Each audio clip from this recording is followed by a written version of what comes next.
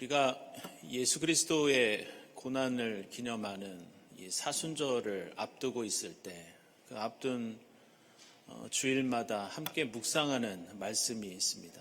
항상 저희는 오늘 마가복음서에 나오는 예수의 이 변화산 사건에 대한 말씀을 이 사순절 목전에 함께 읽고 또 그 의미를 되새깁니다.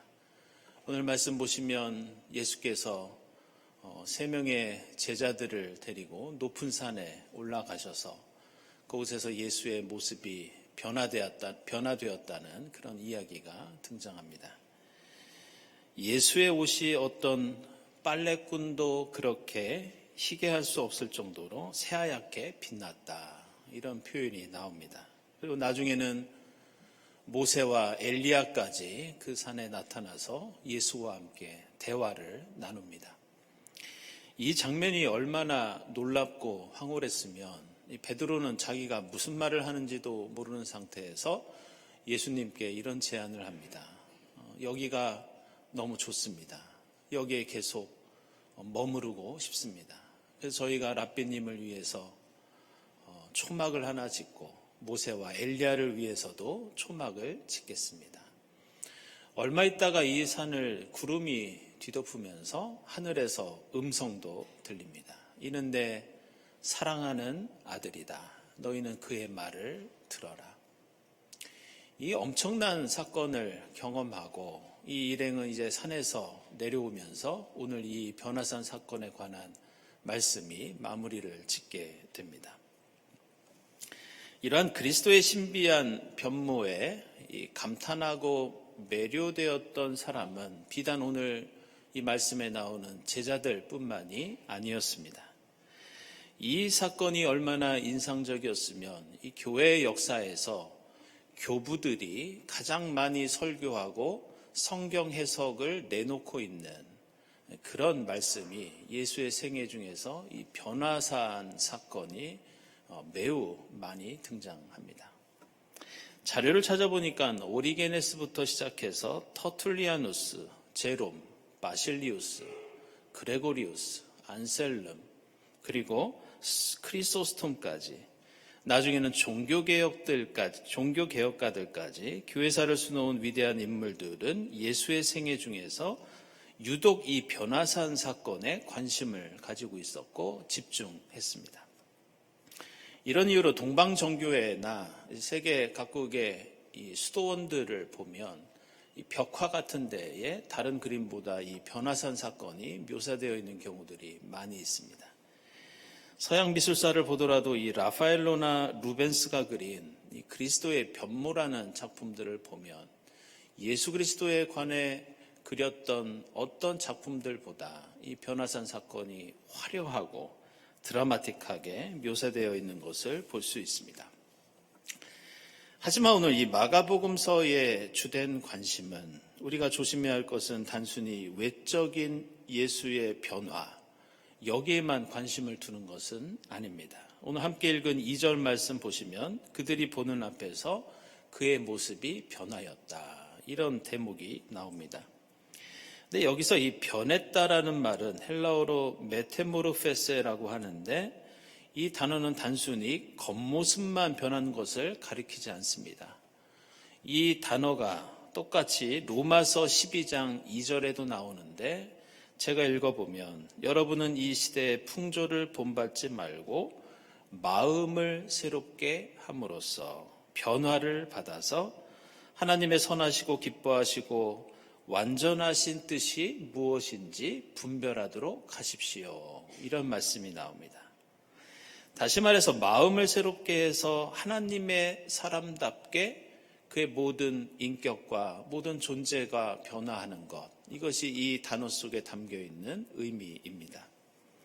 고린도후서 3장 18절에도 이 단어가 등장하는데 제가 읽어보면 이렇습니다. 우리는 모두 너울을 벗어 던져버리고 주님의 영광을 바라봅니다.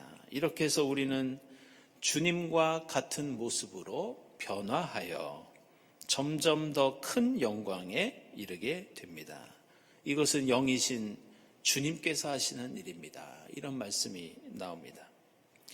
따라서 이 단어는 단순히 사람의 얼굴이나 옷이 하얗게 빛나게 변하는 것만을 가리키지 않습니다. 오늘 함께 읽은 고린도후서 4장 말씀에서 사도 바울이 고백하고 있는 것처럼 지금 예수께서는 변화산에서 그 빛으로 몸과 마음과 영혼이 완전히 새롭게 변화됩니다. 그리고 자신을 향한 하나님의 뜻이 무엇인지 그것을 분별하면서 그 뜻에 순종하는 자리와 시간이 바로 이 변화산이었습니다. 또한 하나님의 영에 의해서 하나님의 위대하신 뜻과 영광을 위해서 그의 삶이 변화되고 새로운 출발을 하는 것, 그 자리도 바로 변화산이었습니다. 따라서 오늘 우리는 사순절을 앞에 두고 이 변화산 사건이 우리에게 주는 중요한 의미는 단순히 예수께서 변모하신 일을 알고 이해하는 것뿐만이 아니라 우리도 어떻게 빛 가운데에 변화된 삶을 살아야 할지 고민해야 하는 것이 오늘 말씀의 가르침입니다. 우리가 하나님이 내려주시는 빛을 입는다는 것은 내 모습이 빛나는 모습으로 변한다는 것이 아니라 오늘 말씀처럼 먼저 하나님의 뜻을 제대로 알고 분별하는 일입니다. 그 다음으로는 성령의 역사와 도우심 가운데 예수처럼 그 뜻을 위해서 나의 삶의 방향을 바꾸고 예수를 따르는 것, 그것이 역시 오늘 말씀에 담겨있는 중요한 가르침입니다. 그런데 오늘 말씀 가운데 우리가 또 한 가지 주목할 것은 오늘 이 변화산 사건이 예수의 전 생애를 볼 때 매우 중요한 순간에 예수가 놓여 있다는 것을 우리는 알 수 있습니다. 그것을 알게 하는 것이 오늘 본문에서 7절에 나오는 하늘로부터 들리는 음성입니다. 이 음성은 대단히 중요합니다. 그 음성은 이는 내 사랑하는 아들이다. 너희는 그들의 말을 들어라. 바로 이 말씀이었습니다. 이게 왜 중요하냐? 복음서에 등장하는 예수의 생애를 보면 예수께서는 중요한 순간을 맞이할 때마다 생애 전환기를 맞이할 때마다 빛이 임하였고 그리고 예수는 어떤 존재인지 예수의 정체가 무엇인지 하늘로부터 그 음성이 들렸습니다. 마태복음서 1장 20절과 누가복음서 1장 32절을 보면 예수께서 이 땅에 태어나신 성탄에 대한 말씀이 나옵니다. 그런데 각각 천사의 입을 통해서 아기 예수의 탄생을 알리고 예수의 정체가 무엇인지 알려주는 대목이 나옵니다. 그때 수태고지를 하는 천사에 의해서 강조되는 것이 예수는 성령에 의해서 잉태되셨고 더없이 높으신 분의 아들이라고 천사의 입을 통해서 밝혀집니다. 성탄에 이어서 이것은 예수의 공생애를 시작하는 공생애를 알리는 마가복음서 1장 11절도 마찬가지입니다. 예수의 공생애는 세례를 받으시면서 시작되는데 그때에도 하늘이 갈라지고 빛 가운데 성령이 비둘기같이 임하면서 역시 하늘로부터 음성이 들리기 시작합니다. 그것은 바로 너는 내 사랑하는 아들이다. 내가 너를 좋아한다. 이렇게 예수가 어떤 존재인지 세상을 향해 알려주는 그런 음성이었습니다. 따라서 오늘 마가복음서 9장 7절에서 이는 내 사랑하는 아들이다. 너희는 그의 말을 들어라. 빛 가운데에 이 음성이 들렸던 것은 성탄처럼 공생애를 시작했던 것처럼 매우 중요한 의미가 담겨 있습니다. 이것은 지금 예수가 자신의 생애에서 매우 중요한 순간을 맞이하고 있으며 그것은 하나님의 구원 역사에서 매우 중요한 의미를 담고 있다는 것을 알려주고 있습니다. 그렇다면 그 순간이 무엇이냐? 그것은 바로 앞으로 예수께서 걸어가실 십자가 고난과 죽음의 길입니다. 바로 이것 때문에 오늘 본문 마지막 절을 보시면 예수께서 산에 내려오셔서 자신의 죽음에 대해서 언급하십니다. 그리고 30절 이하에서 다시 한번 십자가 고난과 부활에 대해서 말씀해 주시고 10장 32절 이하에서는 세 번째로 십자가 고난과 죽음과 부활에 대해서 제자들에게 알려주십니다. 그리고 11장에 이르러서는 드디어 예수께서 십자가에서 죽으시기 위해서 예루살렘에 입성하시는 장면이 등장합니다. 이처럼 예수의 생애를 보면 성탄과 공생애 같은 중요한 순간마다 예수가 하나님의 아들이라는 것이 드러났습니다.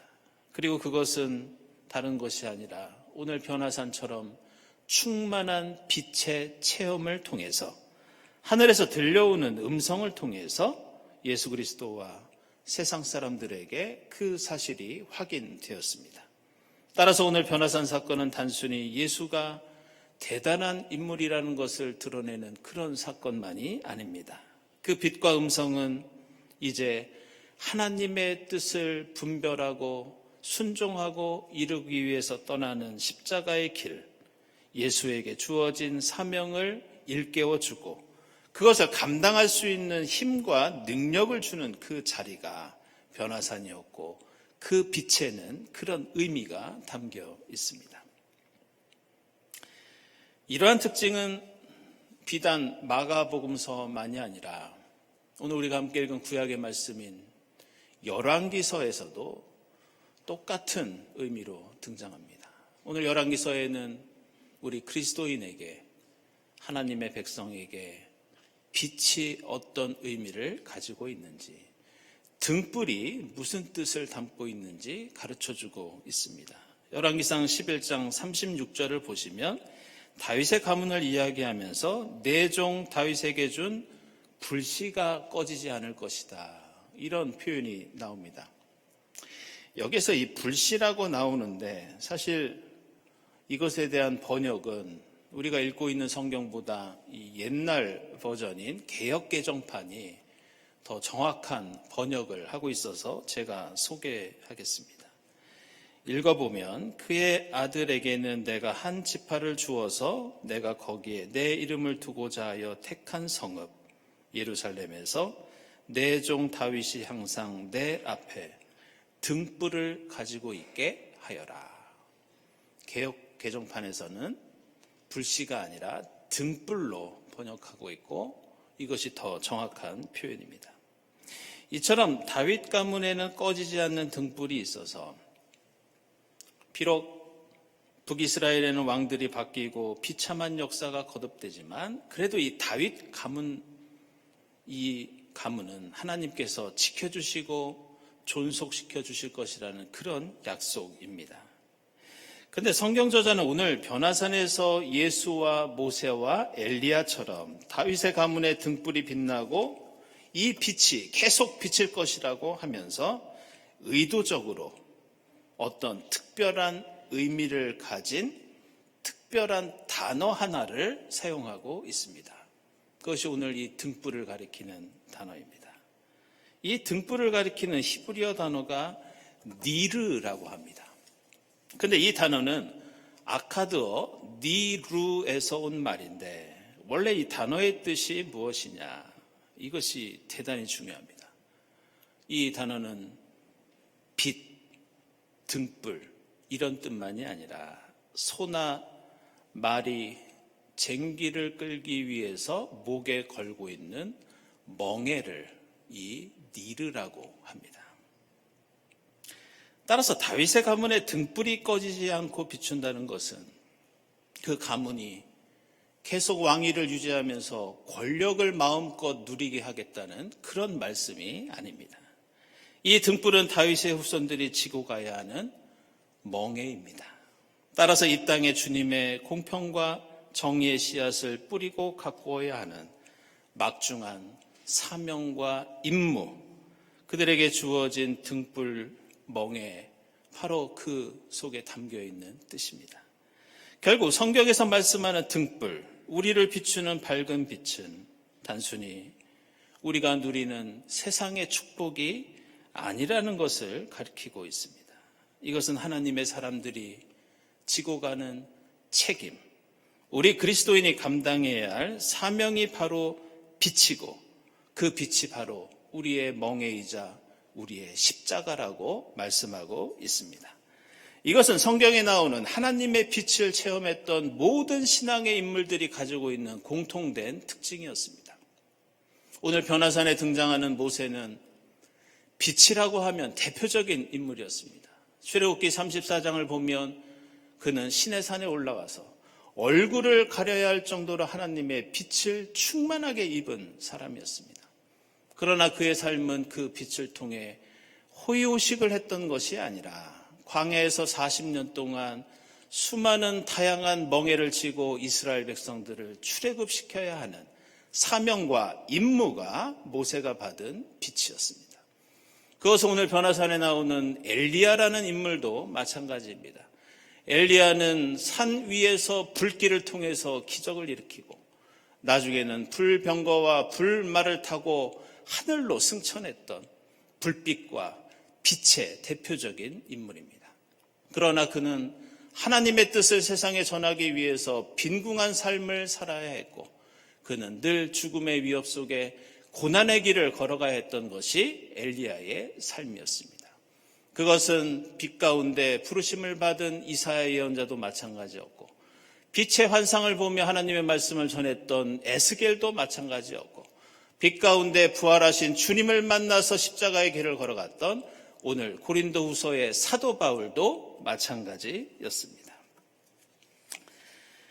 이처럼 하나님의 사람들은 모두 하나님의 음성을 듣고 빛의 충만함을 경험했지만 그것은 모두 세상의 행복만을 위한 것은 아니었습니다. 이들에게 내린 풍성한 빛은 오늘 예수에게 주어진 빛의 영광처럼 하나님이 주신 사명, 그들이 매야 하는 구원의 멍에와 십자가가 바로 그 빛이었습니다. 따라서 우리 그리스도인에게 허락된 빛은 아무에게나 주어지는 영광이 아니라 예수의 십자가 멍에를 지고 주님을 따르겠다고 결단하는 사람들에게 주어지는 특권, 책임, 이것이 바로 빛입니다. 4세기 이집트의 수도자 마카리우스나 14세기의 그리스의 영성가였던 팔라마스나 그리고 종교개혁가 존 웨슬리 같은 분들의 기록을 보면 그들은 변화산에서 예수에게 임했던 그 빛을 자신도 체험하게 해달라고 수행을 하고 열심히 기도하고 말씀을 묵상했던 그런 인물들이었습니다. 그리고 그들은 자신이 겪었던 그 빛의 체험을 고난과 어려움 가운데에도 굴복하지 않는 기쁨 그리고 마음에 가득 찬 평화가 그 빛의 체험이었다고 증언합니다. 그리고 성령의 역사 가운데 우리 안에 퍼지는 따뜻한 온기, 너그럽고 감사하는 마음, 원수까지 품어주는 예수의 사랑이 빛을 간구했을 때 빛을 통해 자신에게 임했다고 증언하고 있습니다. 이제 주연절 마지막 주일을 보내면서 우리는 십자가 고난의 사순절을 앞에 두고 우리의 마음과 영혼에도 이들이 경험했던 이 기쁨과 평화, 감사와 사랑과 화해의 빛이 풍성하게 임할 수 있기를 소망합니다. 주님께서 우리에게 맡기신 거룩한 멍에인 십자가를 지고 겸손히 주님을 따를 때 우리가 맞는 고난의 사순절이 부활의 생명으로 새로운 구원의 역사로 이어지게 될 줄로 믿습니다. 기도하겠습니다. 하나님 감사합니다. 저희를 주님의 자녀로 삼아주시고 주님의 빛을 비추어 주시니 감사합니다. 그 빛을 저희의 마음과 영혼에 품고 감사와 기쁨과 사랑으로 주님 가신 십자가의 길을 겸손히 따르게 하옵소서.